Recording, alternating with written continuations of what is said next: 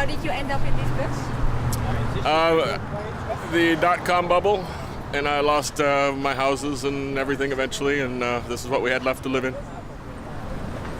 What were you doing as a job? Software engineering. Sorry? Software engineering. And then you were fired? No, then my company went out of business. I was the CEO of a major dot-com. Well, Professor, it looks like there's a show today. Testing. We're having a problem, though. I don't know if this microphone's working yet. Ladies and gentlemen, the Mother Teresa of social work in California. If you can say glockenspiel without smiling, Don Bardo, what do they get? He worked for CBS News. He was Dan Rather's film editor and worked for CBS LA. You look familiar. Which parking lot are you at? Do you want to see my box? Yeah. Oh, you're all ready to do collections for food and everything, huh? I tried it once, it didn't work. Do you guys have spare change?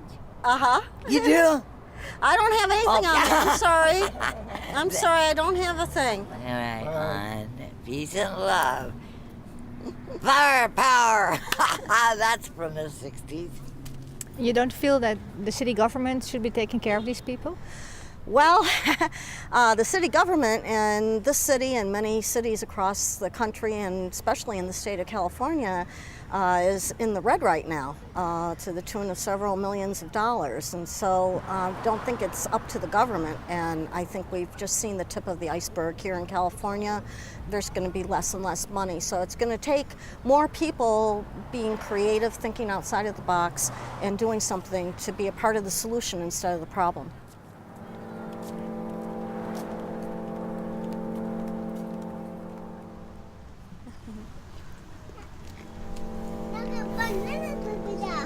Another puppy dog? Yeah. Lots of puppy dogs around today. Yeah, dog.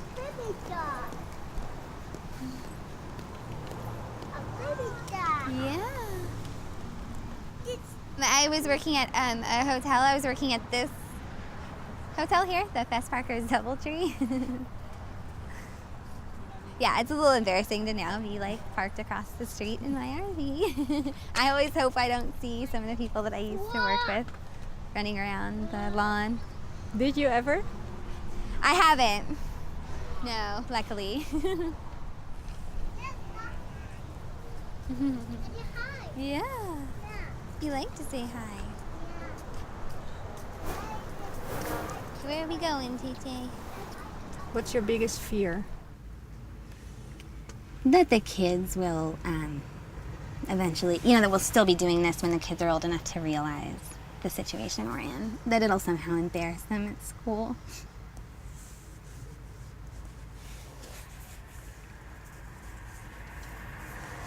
That's my fear, is that it'll embarrass them, that they'll be embarrassed or they'll be ashamed of their parents or their home.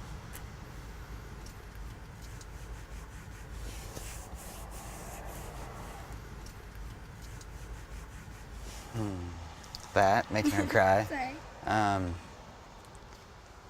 don't like to look at life like fears. I like to look at it as just challenges. So my biggest challenge is to get us back out of this situation.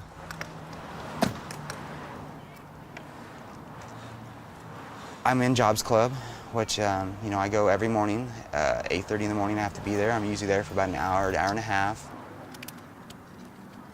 They teach you how to do resumes and how to talk to an employee. They videotape you so you can see what you look like when you're doing a resume.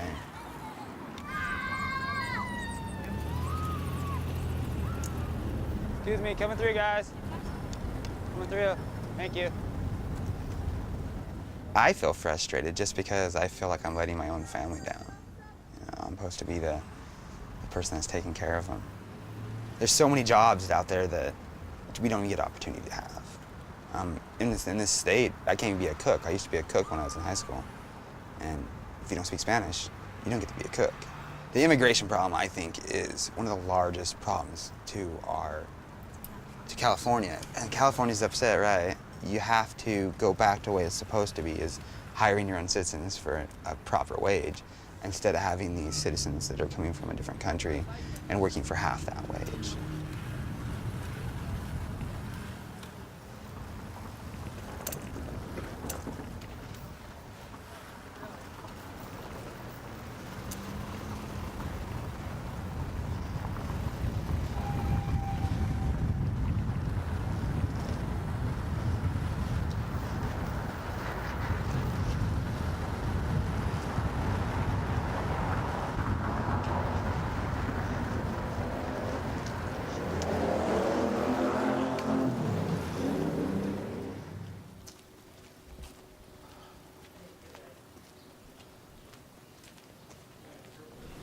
How often do you come here looking for jobs?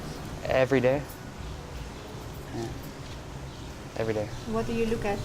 Usually Craigslist, Monster.com, just any job ads on the internet, anywhere I can find jobs. A lot of putting out resumes and filling applications and no returns. It's a handbook for job search. I think that if you've actually maybe graduated high school or had a couple of jobs, this stuff would be pretty repetitive and kind of insult you in your intelligence in a way that they wouldn't have. Now they got a teacher there to teach you stuff, but they're not really teaching the normal person anything that's going to help them in the real day getting a job. It says you have to bathe and shower prior to an interview, wear clothing that is clean, pressed, and well fitted, wear appropriate clothing and footwear, make sure your hair is clean and combed, hands are clean, brush your teeth, freshen your breath, no gum, wear supple perfume and cologne, if any. Tattoos, you have to cover them if you can. I rarely get to take a shower as it is right now, or my suit is there, but it's not pressed. You know, my polished shoes probably aren't the most polished, but you know, you do what you can, and that's just the hard with the job market.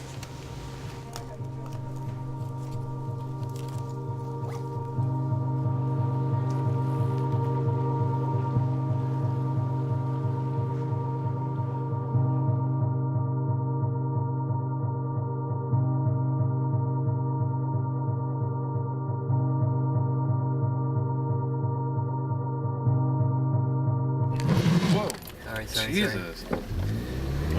Let's do a driving lesson. That is so funny.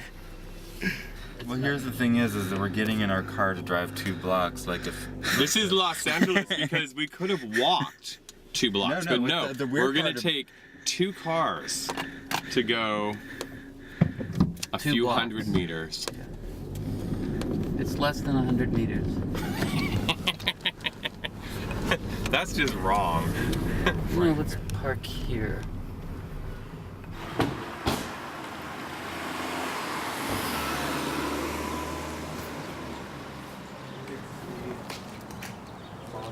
Yeah, how many? That's fine. We should have brought our bag.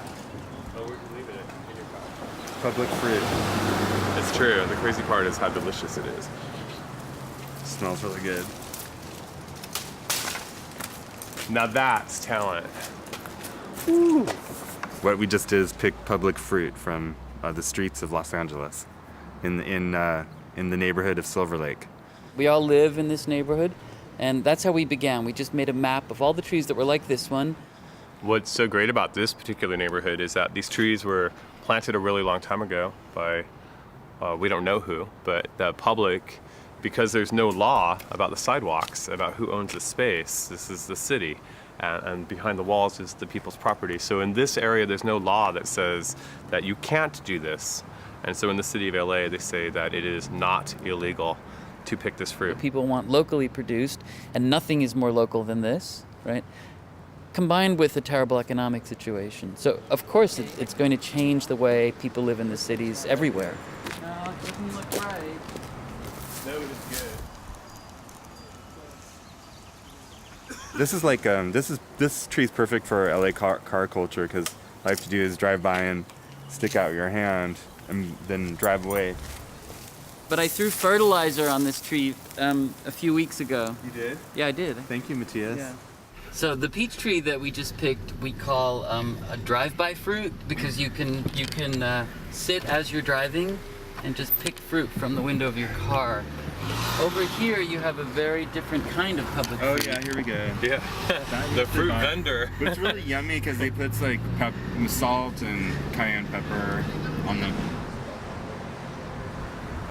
People that I know that have lost their homes, they are okay in a way. They do lose their house, they do lose the money and the time they put into their homes. But the people I know have changed. They've moved to other cities, they have moved in with family, there's a connectedness that wasn't there 10 years ago. We were very detached and people were more interested in objects, and now people are more interested in experience. Over there, that's dragon fruit.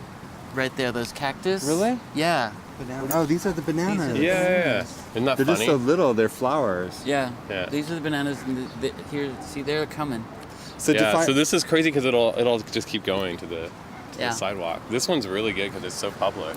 You know what's so cool about this place and these people is that this is like the epitome of, you know, like the generous citizen. Very generous. Yeah, he planted all this stuff so that he could share it with his Oh, look, an neighbors. avocado, Yeah, too. he planted an avocado. Incredible. Yeah, Do you guys share all your fruit? we do. Yeah.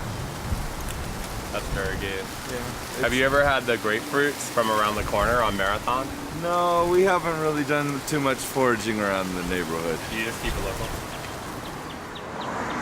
Here we have Meyer lemon, and we have Eureka lemon, and we have bartender lime, and that's a navel orange. And in the back we have tangerine and blood orange. And on the other side of the yard we have tomatoes and tomatillos. We have broccoli, red cabbage, Brussels sprouts, artichokes.